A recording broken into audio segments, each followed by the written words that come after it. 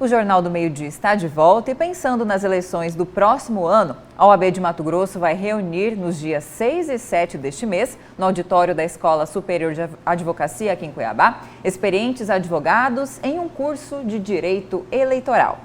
E é para falar sobre esse e outros assuntos que está aqui ao vivo no estúdio do Jornal do Meio-Dia o presidente da Comissão de Direito Eleitoral da OAB de Mato Grosso, Hélio Ramos. Boa tarde, presidente. Seja bem-vindo aqui ao Jornal do Meio-Dia. Obrigado. Presidente, nesse curso aí sobre direito eleitoral, o que é mais importante os advogados que atuam nessa área ter conhecimento? Qual é o foco principal? Hoje o principal foco, em virtude do financiamento público das campanhas eleitorais, é o domínio em relação à prestação de contas, né? Em relação a como fazer o gasto do dinheiro que é público na campanha eleitoral, orientando os candidatos e os contadores. Que agora a prestação de contas ela ficou periódica, né? Não é como antes, né? Que se prestava contas só lá no final, né? Na verdade, hoje você tem um prazo de 72 horas para você encaminhar qualquer doação que você receba.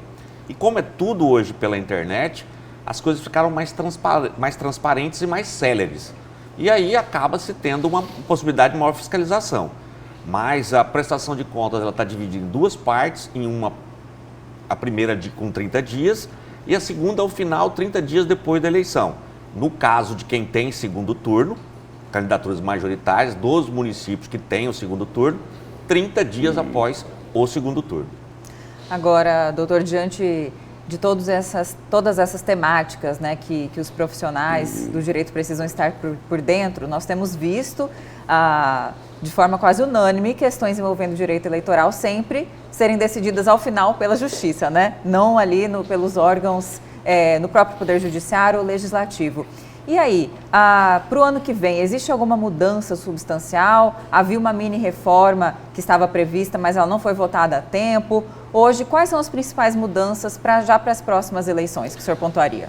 A mini-reforma eleitoral, que eu chamava de hiper-reforma, porque de mini não tinha nada, né? Então é um equívoco chamá-la assim. Isso, ela não passou no Senado. O Senado segurou. Sim. E apensou ela o projeto do Código Eleitoral, que está lá parado na Câmara, no Senado, tem 8 anos. E aí, não teremos modificações legislativas para a eleição do ano que vem. Mas o Tribunal Superior Eleitoral, que ele tem uma competência de fazer uma regulamentação do que já está em lei.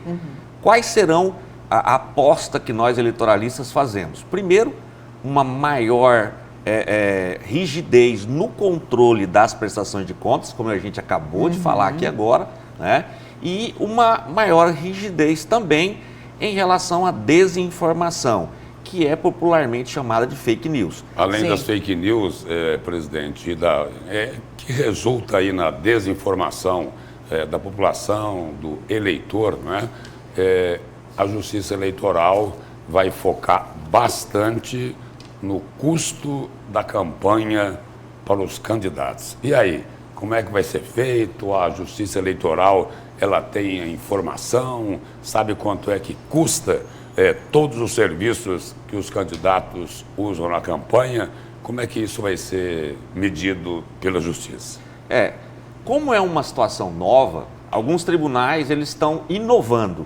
Por exemplo, o Tribunal Regional Eleitoral do Estado de Mato Grosso, ele sai na frente, inclusive muito questionada a legalidade e constitucionalidade dessa portaria do Tribunal Regional Eleitoral, que a gente chama de portaria da precificação, que ela tentou estabelecer vários limites ou parâmetros de preços, como se fosse uma tabela, não só de produtos, mas de serviços. Mas ela acaba esbarrando em alguns Essa tabela problemas. Estabelece o quê? O preço máximo, é isso ou não? Seria um preço médio. Preço médio. Isso. E aí poderia-se aceitar uma variação, de acordo com a própria portaria, em relação a mais ou a menos, tendo em vista que é a aplicação de recursos públicos. E aí procura-se pegar um pouco dos conhecimentos que o Estado, a administração pública tem em relação à licitação, em relação a compras, em relação a pesquisa de preços de mercado, só que nada disso está definido em lei.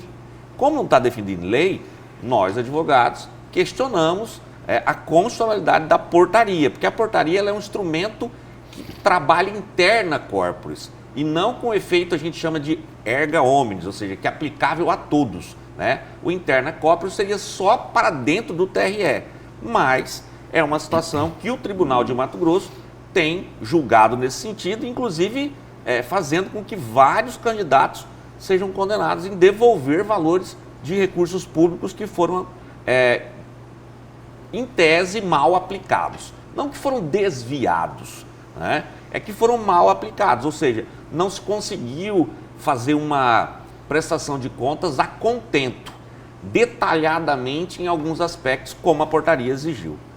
Doutor, agora um assunto do momento, né? Ainda hoje a vereadora que foi cassada, agora retornou à Câmara de Vereadores, está tentando retornar, a Edna Sampaio, do PT. Muitas pessoas se perguntaram, né, se a justiça foi correta, enfim, mas não questionando a decisão judicial. Na visão dos advogados, dos operadores do direito, essa anulação completa, nulidade, né, do processo, que dentro da Câmara, e agora houve essa volta da vereadora, isso era previsível? Porque assim, muita gente se questiona o mérito, mas houve rachadinha? Pode ter ocorrido.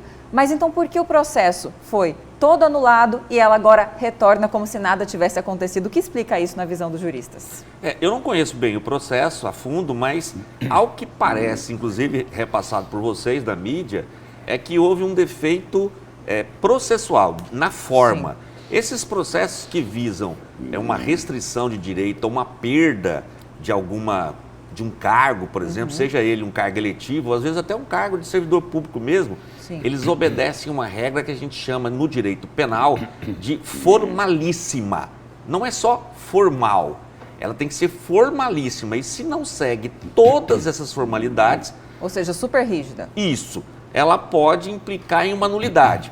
E o que acontece? Retroage aonde se encontrou aquele determinado vício, aproveita-se o que se fez e dali continua-se novamente. A pergunta é, pode-se haver um novo processo? Pode. Nova comissão, ou até a própria continuidade do processo. E aí a gente teria que entrar na decisão para ver qual que foi a nulidade que o juiz encontrou, doutor Agamenon Alcântara, que foi quem foi desrespeitada a data limite de 90 dias para finalização do processo, nas palavras dele. Isso, então, uma formalidade. Sim. E aí precisaria-se, então, fazer toda essa análise se foram cumpridas. A ritualística do direito, ela visa proteger ambos os lados, tanto quem acusa como quem defende. Né? Porque se nós não temos regras pré-estabelecidas, incorre de eu julgo o Lúcio de um jeito, o Hélio de outro, e vou julgando um de acordo com o meu olho. Né? Por exemplo, uma parcialidade, eu nem julgaria, né? Uma moça bonita. Obrigada, doutor. Não é, Lúcio estava condenado. Não, mas isso não é mérito nesses processos de jeito nenhum. Mas obrigado. Vamos para outro julgamento. Não ia perder julgamento. A oportunidade. Vamos para outro julgamento. Nesse ano pré-eleitoral, houve-se o seguinte, olha, o político fulano de tal tem que ter uma carta de alforria, uma carta de anuência para sair desse ou daquele partido. A pergunta é a seguinte, até para orientar o eleitor, o telespectador. Na janela partidária de março, né, do ano que vem, isso, quem é que pode ser infiel? A janela partidária ela já começa dizendo que não há infidelidade, porque é uma exceção.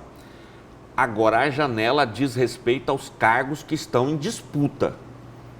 Prefeito e vice-prefeito não têm a necessidade dessa janela fidelidade, porque... O cargo é majoritário. O cargo majoritário. Tanto senador, prefeito, governador e presidente não tem essa necessidade. Os cargos de deputado estadual, federal e vereadores têm. Então, a janela do ano que vem é tão somente para vereadores. Eu sou deputado estadual, eu sou deputado federal, quero utilizar a janela. Não, a janela de deputado estadual e deputado federal será quando? Será daqui 3 anos, 2 anos, né? 2026. Aí o vereador em 2026 pode usar a janela? Não. Não. E vice-versa. Se ele pular a janela, é infiel. Pulou a janela, pulou a cerca. Pode ter um mandato cassado. Pode ter um mandato cassado. Pode ser...